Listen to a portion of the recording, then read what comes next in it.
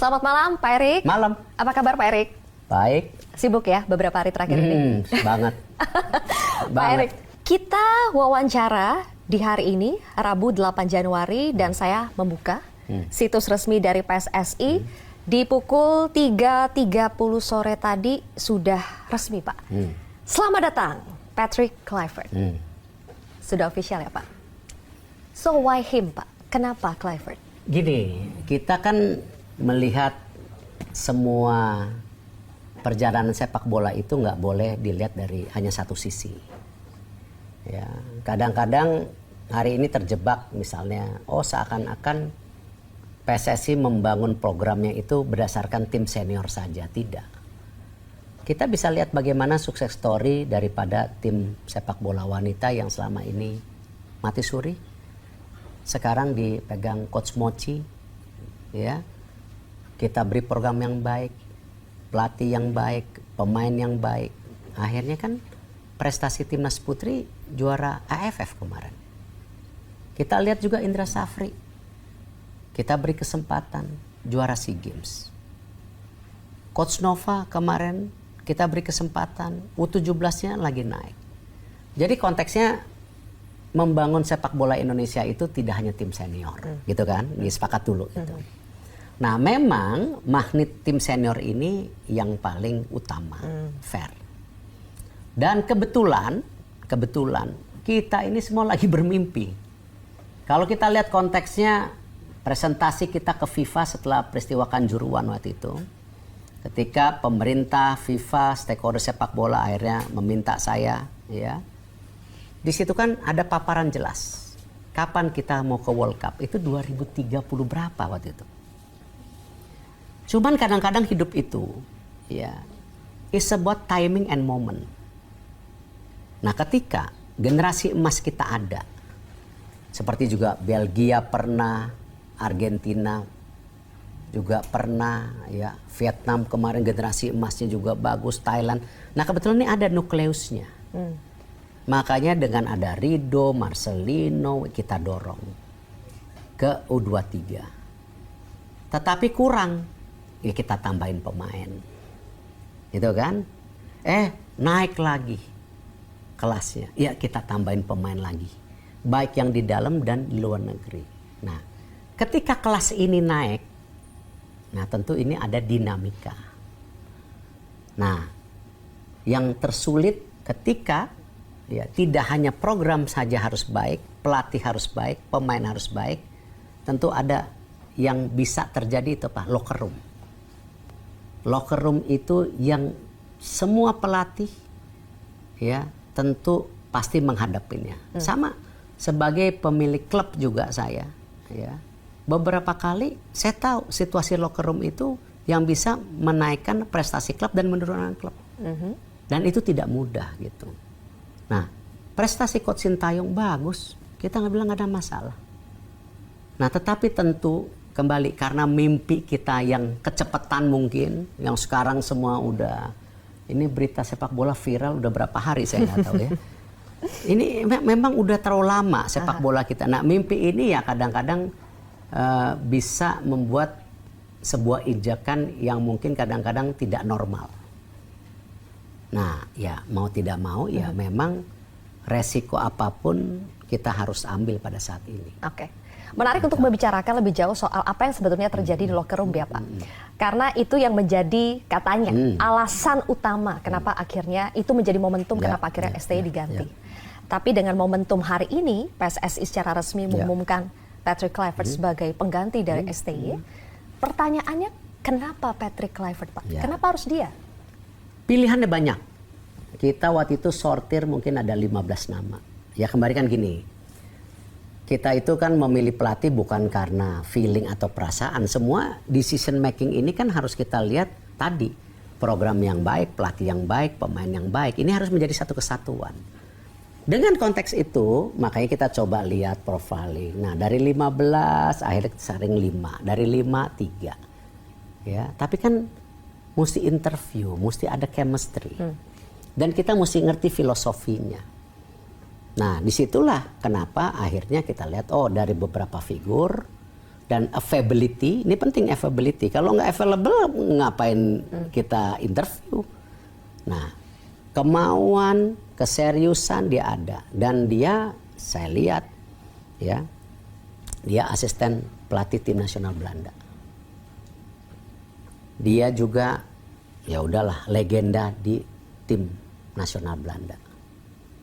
Nah, dan dia terbuka bahwa waktu kita hiring ini as a team, not as an individual. Bahkan asisten-asisten pelatih yang saya interview itu bukan dia yang interview. Saya bilang, setelah saya bilang ini ada 3 asisten pilihan, Anda cocok atau tidak. Jadi di situ ada chemistry lain. Jadi ini memang sesuatu yang istilahnya kompleks, tapi ya dengan tujuan yang sama, ingin kita berhasil. Nah, di segala dinamika ini ya kita lihat ya ini availability, saya rasa leadershipnya ada, ya track recordnya ada. Nah, ini kita coba gitu. Tapi spek utama yang Pak Erik cari dari pelatih pengganti ST ini apa sih Pak? Ya bisa memanage locker room. Memanage locker room. Dalam sepertinya makna dari itu Pak. Ya karena memang mayoritas pemain kita juga diaspora dari Belanda sekarang. Saya ada pilihan mau ngambil dari Italia. Mungkin karena beritanya kemarin di Tutto Sport ini mungkin karena hampir 3 bulan yang lalu saya pernah bicara dengan beberapa teman saya di Italia. Pernah juga nawarin pelatih Italia. Gitu. Cuman saya pikir-pikir, waduh, ini Italia, ini Belanda di Indonesia nyambung lagi nggak nih? Karena kan kultur Italia sama kultur Belanda beda ya. Sama-sama Eropa loh. Ya, saya juga pernah bicara dengan pelatih Inggris. Saya bilang, waduh, ini cocok lagi nggak ya? Jadi ya memang kembali yang saya bilang, proses ini bukan proses baru sebenarnya. Udah proses 3 bulan. Tetapi kan kembali momennya harus pas, timingnya harus pas, ya hitungannya harus pas. Karena kan tim nasional ini bukan milik saya. Ini kan milik bangsa kita, bukan milik individu. Tidak ada kultuisme yang kita ingin bangun buat tim nasional ini. Berarti Pak Erik sudah yakin betul bahwa pelatih ini, Patrick Kluivert ini, dengan tim ya, bisa meningkatkan peluang kita untuk lolos ke Piala Dunia, Pak? Kita harus coba semaksimal apapun. Karena persiapan 4 game terakhir, ya kita lihat China ya memberhentikan liganya, naturalisasi 3 pemain Brazil. Ya China juga nggak mau kalah. Karena ini pride of the nation gitu loh. Bahrain ya, itu kemarin di Arab Cup dia menang sama Saudi. Dia menang ini. Artinya mereka juga siap-siap. Padahal kita berharap semua nih. Main di kandang kita dapat 6 poin. Ya. Nah, kita juga ada away sama Australia. Kita ada away sama Jepang. Jepang berat lah. Gitu. Tapi ya kita harus coba, masa terus away ya udah. Kan kita harus dapat poin. Oke. Gitu. Sepertinya saya harus kembali dulu Pak ke inti masalah sebenarnya, karena ini menyangkut kenapa akhirnya PSSI mengambil keputusan untuk mengganti Coach STY dan akhirnya mendatangkan Kluivert dan tim. Tadi kata kuncinya adalah bisa memanage locker room. Kita kembali dengan apa yang terjadi sebetulnya di locker room. Kita sudah dengar bahwa ini bahkan dinamika yang cukup serius, kata Pak Erik, sudah terjadi ketika sebelum Indonesia melawan China. Jadi what happened Pak di locker room? Ya saya nggak bisa ngomong kan, udah ditulis sama, saya nggak etik lah. Gini contoh ya, kalau saya sebagai pimpinan tidak etika, ya pasti saya melakukan tanda tangan dulu sama Patrick baru lepas Sintayong. Enggak, hubungan saya sama Sintayong baik kok. Kita punya mutual respect. Ya, kita sama, tapi kalau lagi berbeda ya memang itu kan pilihan gitu. Saya baru tanda tangan baru 1 hari yang lalu. Setelah diumumkan, baru kita kirim draft kontraknya bolak-balik. Baru ditanda tangan kemarin malam sama dia jam 9 kalau nggak salah. 9 waktu Indonesia, saya jam berapa waktu Eropa. Makanya akhirnya baru diumumkan jam 3 ini. Jadi saya juga put the etika gitu. Nah sama kalau sekarang saya mesti describe what's going on terjadi di China. Saya mau debat lagi, oh ini pemain yang sudah dinasain nggak mau dipakai. Oh kenapa ada pemain muda yang sudah menjadi bagian daripada strategi besar nggak dipanggil. Ya saya menjelekkan partner saya yang sama-sama ini udah fight dengan saya sama-sama berapa bulan ini dong, gitu. Ya kan, jadi ya. Tapi ada 3 masalah itu ya Pak. Tadi contoh-contoh yang Bapak sebutkan. Ya tadi saya bilang komunikasi, ya kan, strategi, ya trust. Ya ini kan yang memang, dan gini loh, jangan juga saya bicara ini terus menjadi sesuatu yang sensitif. Di bola itu ya begini memang problemnya. Makanya bola itu sebuah industri atau sebuah kegiatan yang intangible-nya paling tinggi. Kenapa? Anything can happen. Bayangkan, investasi pemain berapa ratus juta tiba-tiba cedera 2 tahun. It happens di bola. Pemain yang dibeli berapa ratus begitu main nggak cocok sama timnya. It happens di bola. Gitu. Ada pelatih gara-gara sama pemain bintangnya lepas. Tetapi ada juga seperti Zidane mirip-mirip sama Patrick Kluivert. Ya kita harapkan seperti yang sama. Dia tidak punya track record manager, tetapi dia bisa kontrol Madrid. Gitu. Dari pernyataan Pak Erik yang saya tangkap adalah memang kunci pertarungan itu sebetulnya dari locker room dulu.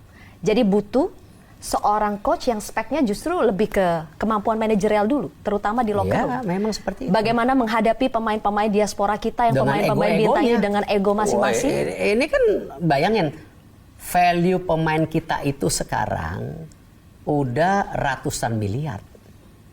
Bahkan satu pemain aja dibandingkan satu pemain Singapura, satu pemain tim, satu tim Singapura Malaysia, satu pemain kita udah lebih mahal. Ini realita gitu. Jadi ego-ego itu ya memang harus di-manage gitu. Dan ya kan nggak mungkin ketua PSSI. Kalau ketua PSSI bisanya nyuruh kan, sama bikin program gitu. Dan itu tidak bisa dilakukan Sintayong? Saya nggak bisa bicara begitu, tapi kan kita ngelihat dinamikanya saja. Dan apakah gara-gara statement itu Sintayong? Saya enggak. Tapi ini kan bagian dari tadi decision making yang kita menyelamatkan mimpi kita.